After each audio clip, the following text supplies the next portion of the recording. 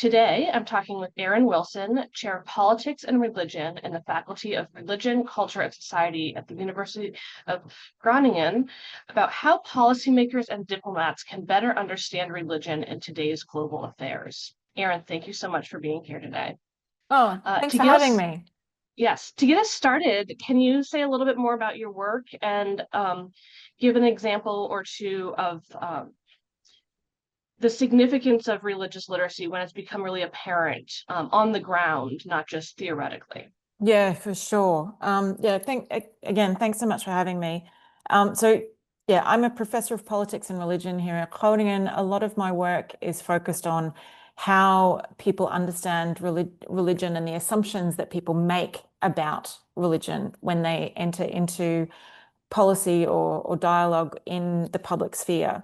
So I engage with diplomats, I engage with Defense Force personnel, and I think there's a lot of, you and I spoke last week, Kate, about sharing some examples, and I was sitting here today just jotting a few, and there's so many examples about diplomats, but also people working in civil society, people in the Defense Forces.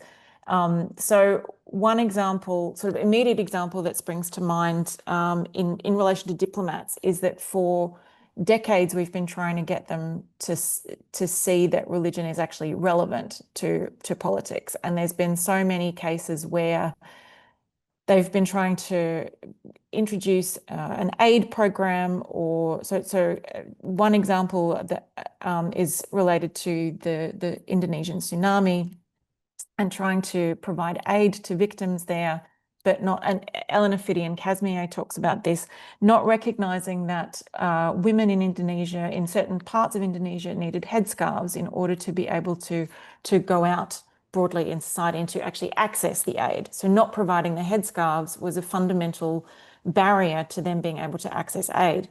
Another example is Stacey Gutkowski writes about this in her book Secular War, is Defense Force personnel entering into Afghanistan, assuming that religious leaders in Afghanistan operated in a similar way to religious leaders in the UK. They were relevant for people in small communities, for their personal private lives, and beyond that, it was not relevant to how society operated. And Gutkowski documents just how this led to fundamental mistakes in military strategizing and engagement in the field in Afghanistan. I mean, there's lots of others that I could talk about as well, from climate change adaptation projects in the Pacific. I also wanted to mention this book to people. It's a book that I co-edited a few years ago on the refugee crisis and religion.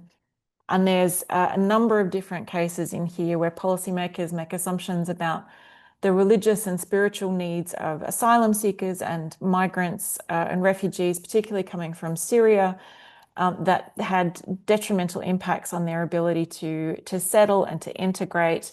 And just these assumptions that people require they have certain religious needs when actually that's not the case. And these are all these stereotypes that get made about people coming from certain parts of the world. So many ways in which a lack of religious literacy has a real kind of concrete impact on people's dignity and people's well-being and fundamental kind of realities on the ground.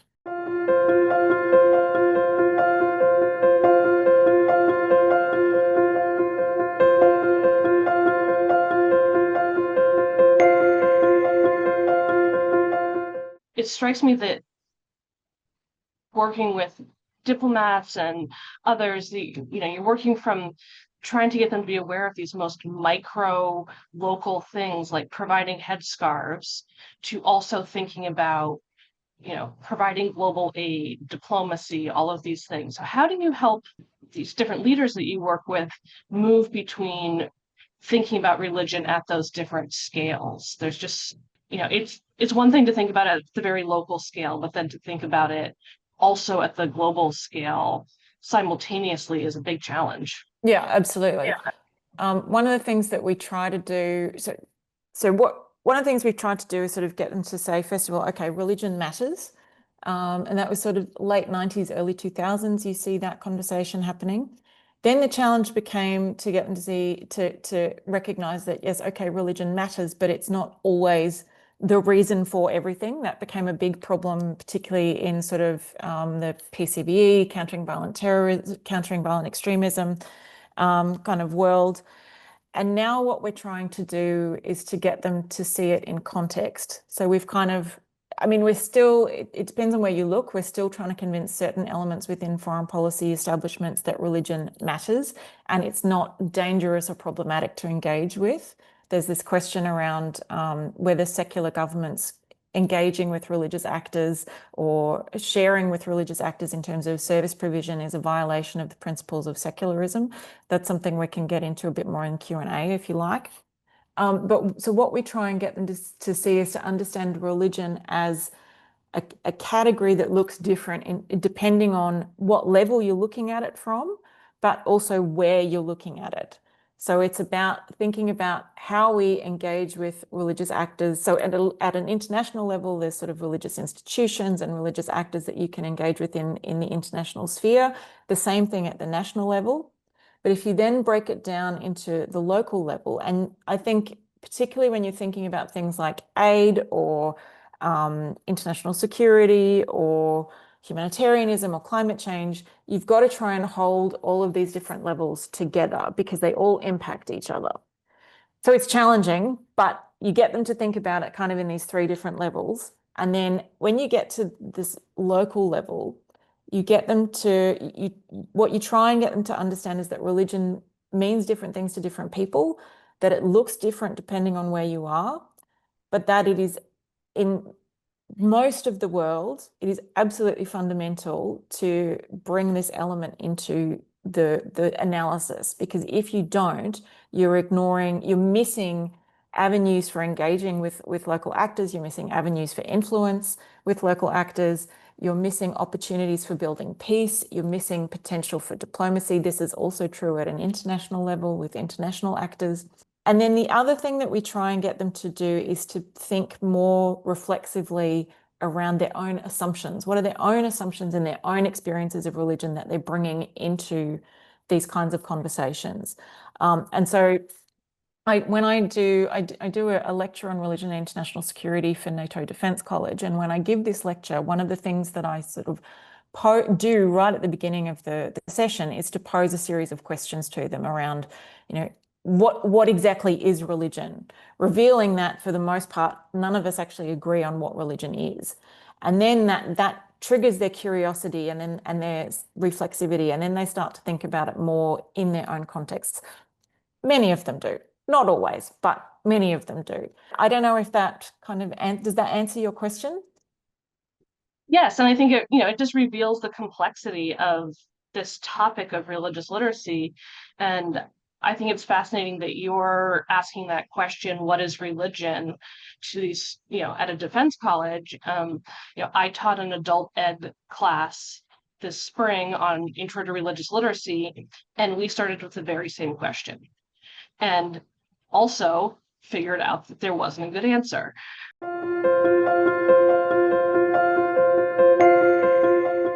It's kind of revealing that some of these things are kind of universal across trying to understand religious literacy. It's like, what is religion? What does it look like in different places? Yeah. And then you have to get into the specifics of what is your role?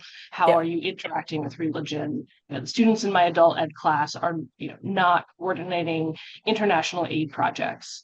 But for them to also recognize that religion is complex and it's context specific and people interact with it in different ways, that is also religious literacy. Yeah, absolutely. Yeah. And that's one of the things that I've tried to sort of develop with my last book, what I was trying to do was give people a framework for how to approach religion in this more, as we've just talked about, it's very complicated. And so I was trying to give them a framework to make sense of the complexity. And it's basically 3 steps. So the first is, where are you looking? So context. And the second is right-sizing religion, like how important is religion in this context, and how does it interact with other elements? How does it interact with education, with politics, with culture, with history, et cetera, et cetera? And then the third one is, what is it we actually mean by religion? Who are we talking about? Which religion are we talking about? Which religions are we talking about? Which sects or denominations or themes or strands within that religion are we talking about? And then are we talking about religious actors? Are we talking about religious identities? Or are we talking about religious narratives? And all of those things can play a role, but being able to actually name them and articulate them and separate them out from one another can be really helpful in trying to make sense of a conflict situation, for example, or figuring out what it is a community of migrants or refugees actually needs when they come into a new place, a country of resettlement, for example, or how to communicate climate science effectively to a community in the Pacific region is another example of that. Trying to find ways to make this more manageable thing to understand. And that, again, that complexity of religious identities. And one of the things we talked about last week was kind of these shifting ways in which people are engaging with religion and spirituality. There's been the Pew Research Center has put out a lot of great data in the last few months, and looking at shifts in religious affiliation and identities. And I'm wondering how you're bringing that into your work when, even some of the kind of more solid assumptions that we might have been able to make in the past are, even those are being upended. Yeah. And we're trying to understand how people affiliate or identify with religion in very different ways. Yeah, exactly. So that's one thing that I think is really interesting for us to be paying attention to. The other thing the other trend that people have been noticing is that in quote unquote Western secular contexts, there is an increased engagement with religion and spirituality, particularly with Christianity amongst Gen Z. So the end of last year, Sweden, there's an organization in Sweden that releases a youth barometer report in the autumn of every year, predicting what the next big trends are going to be amongst young people. And last year, their big prediction was Jesus, essentially building on the monk mode trend from 2023. The prediction was that Jesus was going to be the next big thing for them. The other things that people have noticed is that in the UK, Bible sales have doubled in the space of 5 years. And also in the US, they've gone up. I can't remember the exact numbers now, but between 2023 and 2024, Bible sales had gone up. There's also a 3% increase in sales of books about religion. And that is bucking the trend in nonfiction. So nonfiction sales are going down, sales of fiction are going up, but books on religion are bucking that trend within nonfiction. So there's a big trend, big interest in religion within Western societies that we typically think of as secular, non-religious, not really interested in religion. And that's something that I think policymakers and governments haven't quite yet cottoned onto, and we really need to be paying attention to that.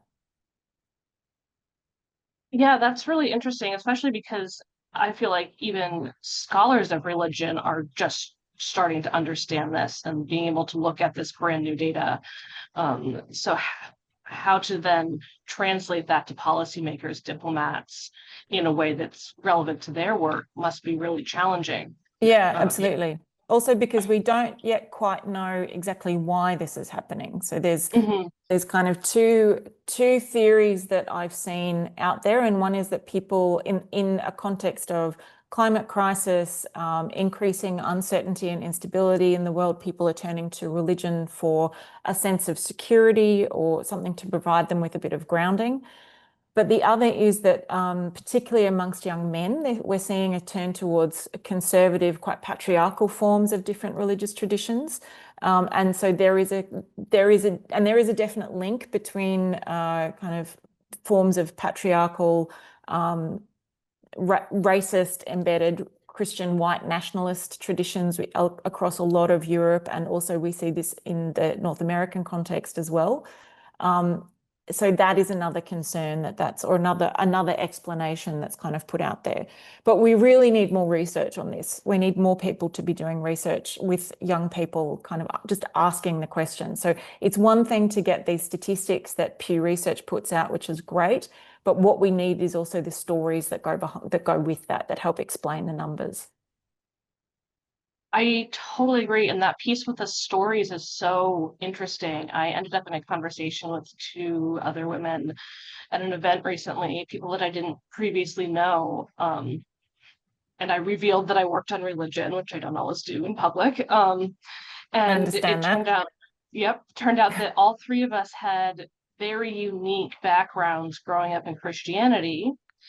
That had significant impacts on us, but didn't necessarily know what we might check off on that Pew survey if we were asked today what our affiliation was. And Yeah. so but even if we checked off unaffiliated, all of that background would still be playing a role in how we're, engaging in the world and interpreting things. So Exactly. And I mean, this that isn't aspect this. is important.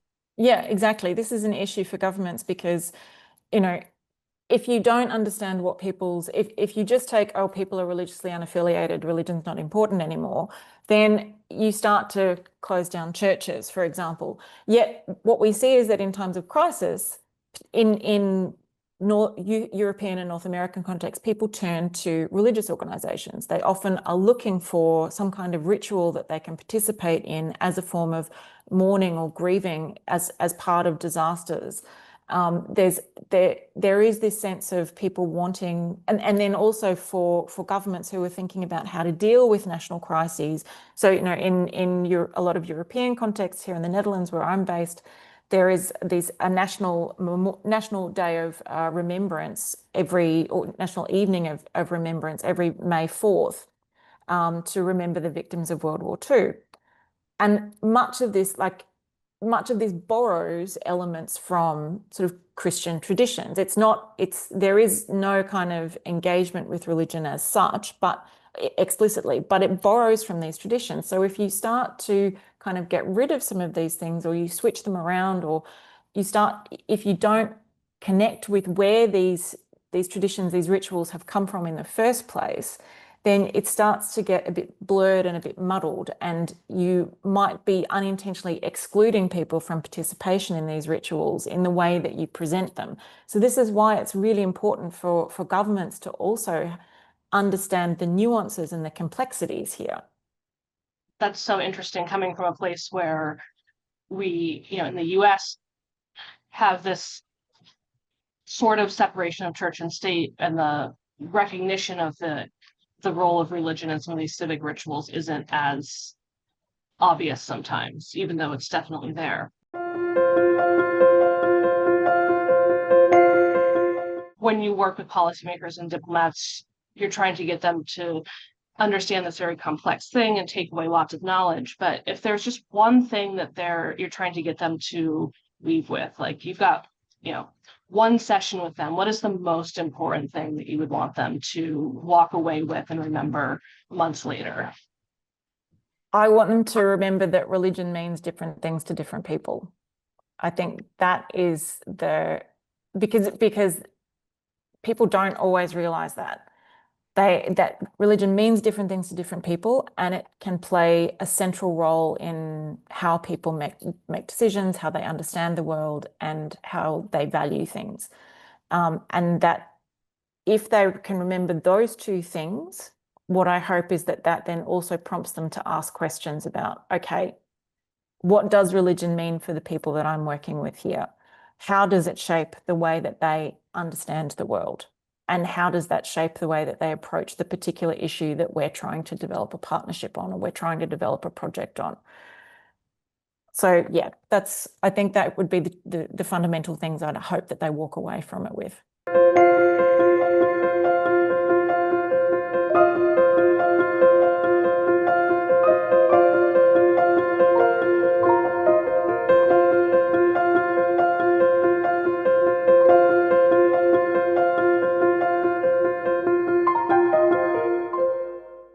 The lived religion framework tries to also indicate, particularly that second step that I was talking about earlier, in terms of like, what is the relationship of religion with other aspects of society? So that is the point at which you would look at how religion intersects with things like gender and also with a post-colonial environment. So it would be at that point in the framework is where you bring the analysis together. Although also within the context, to understand a context fully, you need to understand its history. So looking at how that context has developed over a particular time period, the role of colonialism in that, and also the way that religion has connected with that. So, I mean, the lived religion framework, as I presented in the book, is very much part of the critical theory tradition. And so I think there's a lot of opportunities for those different theories to intersect within foreign policy frameworks.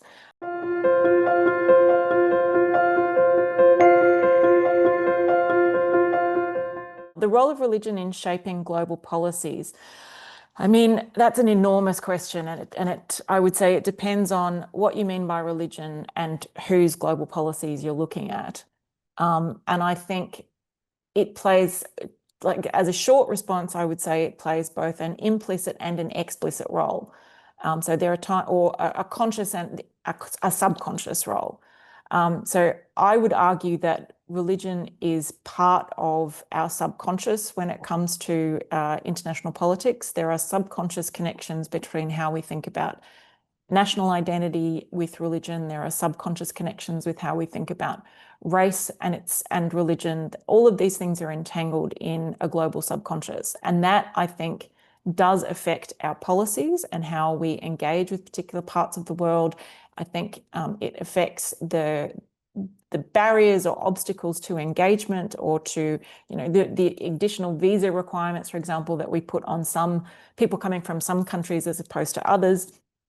Religion is entangled, or assumptions about religion are entangled with those things.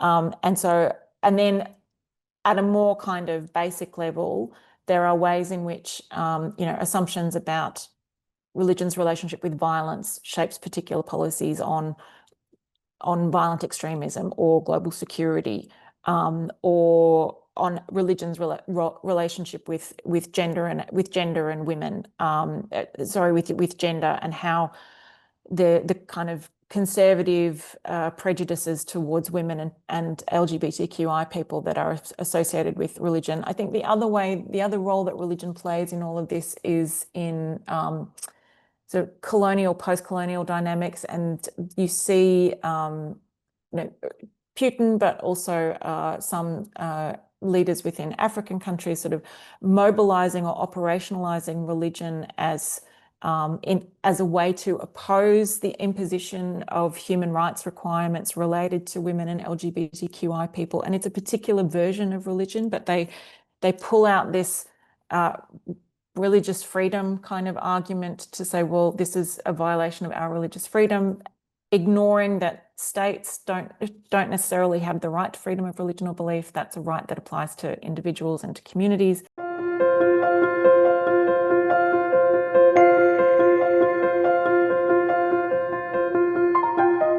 How are women of faith involved in policy making? I mean, I think it's a very selective kind of involvement, and often, and I think there has been more effort to involve women in thinking through issues like countering violent extremism. And look, I'm sure there's also people who have joined today who know a lot more about some of this stuff than I do, and who are much more expert in this than I am. I think if there are people who are in the chat who have experiences with this, I would invite you to share things in the chat about your observations on some of these issues as well. But yeah, I think women of faith in particular, tend to be brought in on issues about women and religion. And there's often not consultation of them on other issues, because we have this idea that there are women's issues and they're the only things that women have any interest in. And of course, women are human beings as well. So we have interest in a wide variety of topics. So I think a lot more could be done there. And I think part of it is related to religion, but part of it is also related to gender stereotyping. And there is still there are still barriers to women's involvement in policy making and decision making that come from a variety of different sources.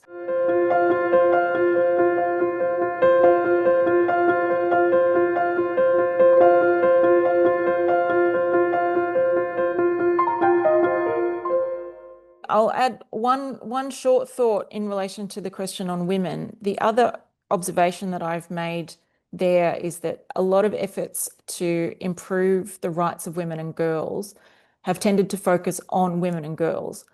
And that's great, but if you don't change the environment that they are in, not much changes for them in a reality. So projects focused on gender have to be focused on the whole community, not just on women and girls, or not just on LGBTQI people.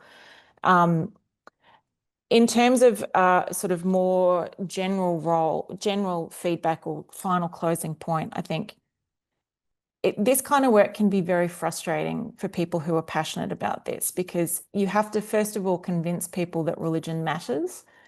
And then you have to get them to understand that religion isn't this singular thing, and that maybe they don't actually know what religion is. And that can take time.